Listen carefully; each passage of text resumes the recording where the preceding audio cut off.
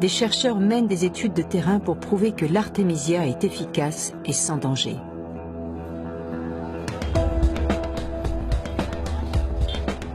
Nous sommes à Kindu, sur le fleuve Congo, dans la province du Maniema.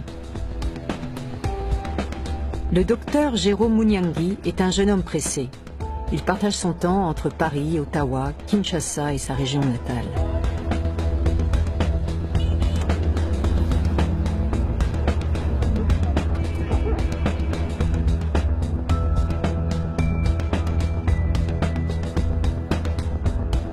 Après 3 heures de piste, le docteur Munyangi va d'abord rendre visite au chef coutumier.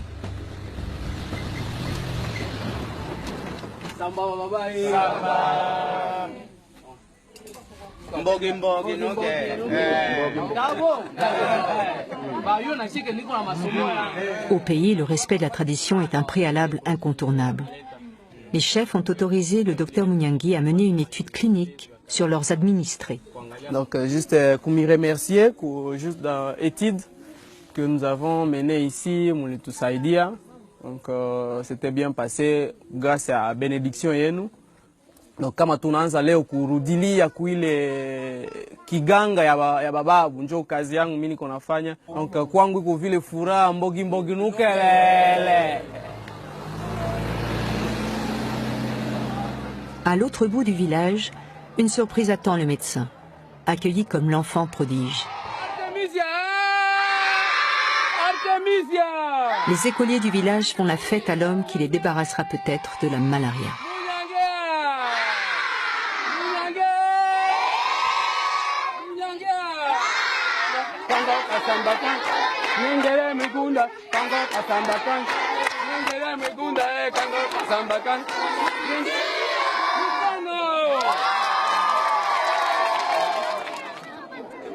Le parcours du docteur Jérôme Munyangi est emblématique des difficultés rencontrées par les Africains qui défendent une médecine adaptée aux conditions du continent.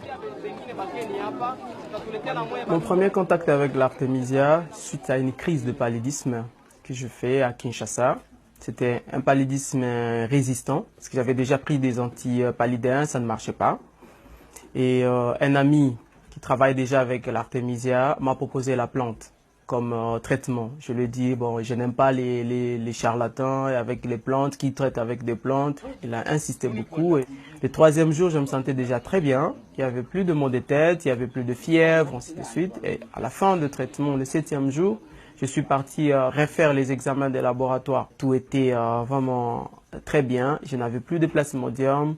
Et voilà, et c'était mon premier contact avec la plante artémisia.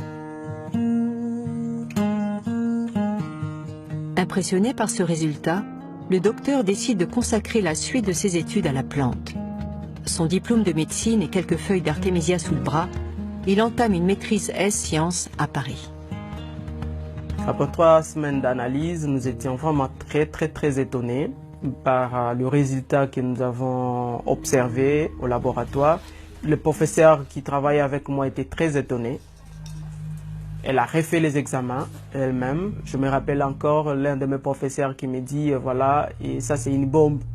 Et on ne peut pas que cette bombe puisse sauter dans notre laboratoire parce que juste les subventions des laboratoires proviennent de firmes pharmaceutiques. Et on a arrêté la recherche. On m'a même arraché mon cahier de laboratoire où il y avait des manipulations. Et tous les échantillons d'artémisia que j'avais amenés au laboratoire étaient confisqués. On a amené ça au bureau du directeur du laboratoire. Pratiquement exclu de l'université et privé de bourse, le docteur Munyangi refuse d'abandonner. Il prend contact avec Lucille Cornet-Vernet, qui va l'aider à poursuivre ses recherches. Nous avons décidé ensemble en fait de monter une grande étude aux normes de l'OMS, donc c'est un peu compliqué, c'est randomisé en double aveugle, etc., sur un échantillon significatif de personnes, donc là on a fait sur 1000 patients, et donc j'ai à ce moment-là commencé à chercher les fonds. Donc ces études ont été financées en fait par des amis, par des fondations, par des entreprises, et j'ai été émue aux larmes quand des personnes faisaient des chèques de 50 000 euros, de 30 000 euros, de 20 000 euros, simplement parce qu'ils croient vraiment qu'une plante peut être la solution pour ce fléau apocalyptique qu'est le palu en Afrique. En juin 2015, une fois le financement trouvé, Le docteur rejoint sa province natale pour lancer l'étude. 1000 patients porteurs du falciparum participent à l'étude. 500 prendront de la tisane d'artémisia, 500 autres un médicament ACT. Le docteur Mounyangui n'était évidemment pas seul pour mener une étude d'une telle ampleur. Tous les centres de santé des environs ont été mobilisés. J'ai distribué la tisane aux malades. C'est moi qui préparais cette tisane au niveau de la structure. Et les gens venaient prendre la tisane 3 fois par jour. Et les gens prenaient ça pendant 7 jours. Pour respecter le protocole de l'OMS, le docteur Mounyangui ne pouvait être à la fois l'initiateur de l'étude et l'investigateur principal. Le docteur Michel Idumbo sera chargé de cette mission.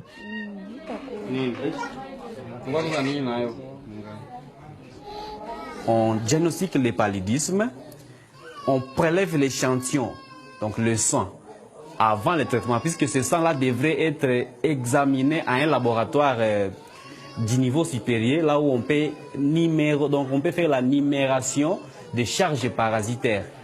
Et à ce moment-là, on mettait de façon aveugle un groupe de malades sous la tisane et un autre groupe de malades sous les ACT. Et nous avons fait 4 mois en train de récolter les données chaque jour. Donc avec les ACT et la tisane, les deux avaient un bon résultat clinique. Mais quand vous faites la parasitologie, vous allez trouver que les malades qui étaient sous tisane, il y avait disparition de la charge parasitaire. Mais tandis que les malades qui étaient soumis sous traitement ACT, il y avait encore des parasites dans leur sang, même si leur état clinique était déjà amélioré. Oui. Les résultats sont en effet spectaculaires. Alors que les médicaments ACT sont jugés efficaces à 80%, la tisane affiche un score de 99% et sans effet secondaire, contrairement aux médicaments. Le résultat était surprenant, positivement, et c'est là que les ennuis commencent avec la médecine conventionnelle. Quel genre d'ennui? Le premier ennui, c'est l'interdiction. À la fin de l'étude, nous devions organiser une conférence. Lorsque nous avons remis le résultat au médecin-chef de zone, tout de suite, il s'est interposé. Il a dit, j'interdis, cette conférence n'aura pas lieu et je préfère que Jérôme puisse se taire et pas communiquer ses résultats à la population. Ils ont vu que la tisane avait un meilleur résultat que les ACT et on nous a fait montrer que les différentes firmes pharmaceutiques risquent de couper leur appui. Et on a trouvé qu'il y avait orgueil, on m'a démis de mes fonctions. Le docteur Mounyangui est lui aussi victime d'intimidation. L'ordinateur qui a servi à l'étude est dérobé. Quelques jours plus tard, le médecin tombe malade. Je commençais à me sentir trop mal, je vomissais, je n'arrivais plus à manger, ça fait presque une semaine. Et j'avais des douleurs au niveau de l'estomac qui étaient un peu trop atroces. Et là, je suis parti à Goma d'urgence pour faire les examens. Et c'est là qu'on m'a diagnostiqué, voilà, et vous étiez empoisonné. À votre avis, d'où viennent ces ennuis? À mon avis, les ennuis viennent de firmes pharmaceutiques. Qu'est-ce qui vous permet de dire ça? Après les publications des résultats, on a dit aux patients que voilà, la tisane était efficace et eux-mêmes l'ont observé. Et là, les patients n'achètent plus les ACT en fait. Nous devenons de plus en plus gênants. J'étais interpellé par un grand dépôt pharmaceutique à Kindu qui m'a dit, mais nous avons les ACT, on n'arrive plus à les vendre vraiment à cause de votre étude.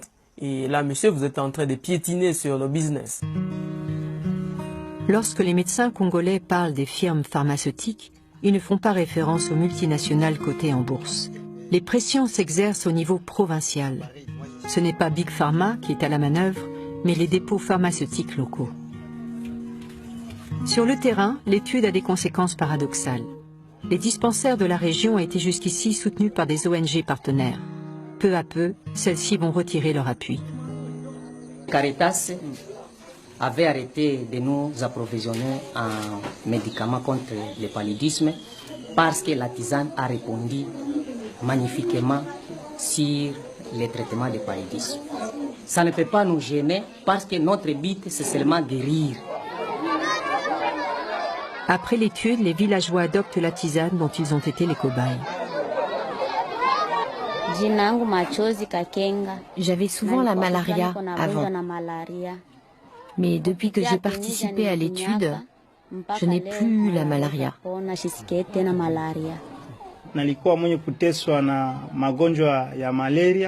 Moi, j'ai toujours eu la malaria.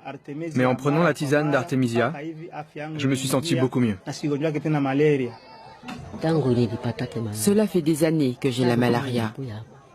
Mais depuis que je prends la tisane, j'ai la santé. Je n'ai plus la malaria.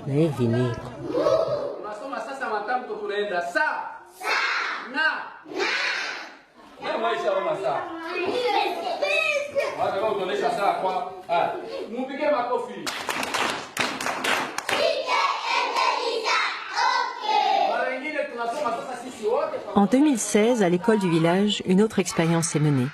Les enfants boivent la tisane d'Artemisia 2 fois par semaine à titre préventif. Certains médecins se montrent réservés. Ils redoutent qu'une prise régulière de tisane retarde l'immunité que quelques enfants finissent par acquérir naturellement. Il faut pousser la recherche. L'instituteur, lui, est absolument enthousiaste. La situation de prendre l'Artemisia est pour nous une situation très favorable et rentable pour notre vie et pour la vie de nos élèves. Nous avons remarqué que la prise de l'Artemisia a diminué l'absentéisme, aussi a donné les concours de l'application des élèves à l'école, même les absences étaient terminées.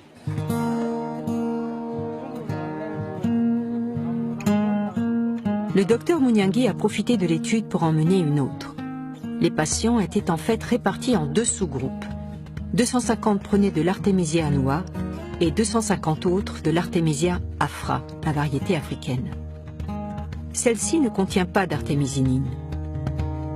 Les résultats s'avèrent parfaitement identiques dans les 2 sous-groupes, ce qui prouve que l'artémisinine, dont les labos ont fait un médicament, n'est pas l'unique substance à effet thérapeutique.